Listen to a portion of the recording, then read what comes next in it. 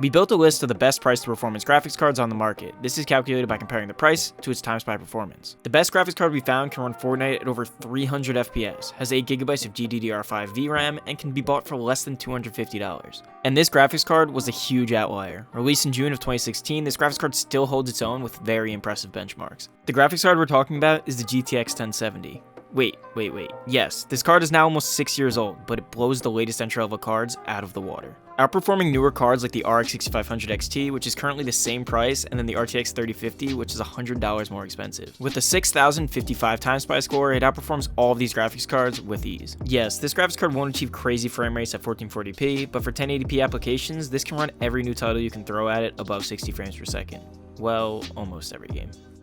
Although, other cards in the same generation do show some promise. The GTX 1070 Ti and the GTX 1080 both come in around the $300 mark used, but they aren't a massive improvement from the 1070 to justify the higher price. But if you want to achieve better performance, the GTX 1080 is a great option, and it holds a high rank on a price to performance chart as well.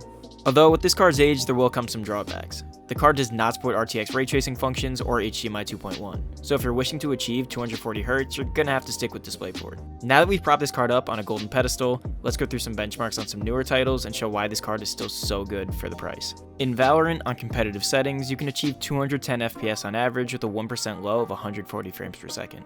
In Fortnite, on performance mode, you can get an average of 310 FPS with a 1% low of 190 frames per second. And lastly, in Call of Duty Warzone, you can expect 115 FPS on competitive settings with a 1% low of 83 frames per second.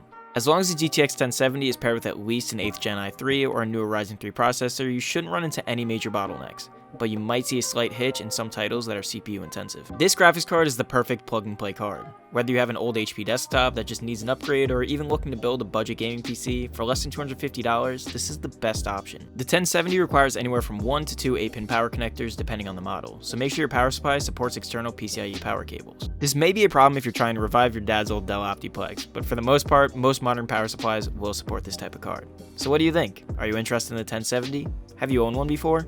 Let us know in the comments. If you enjoyed, please consider liking this video and subscribing to our channel for future content.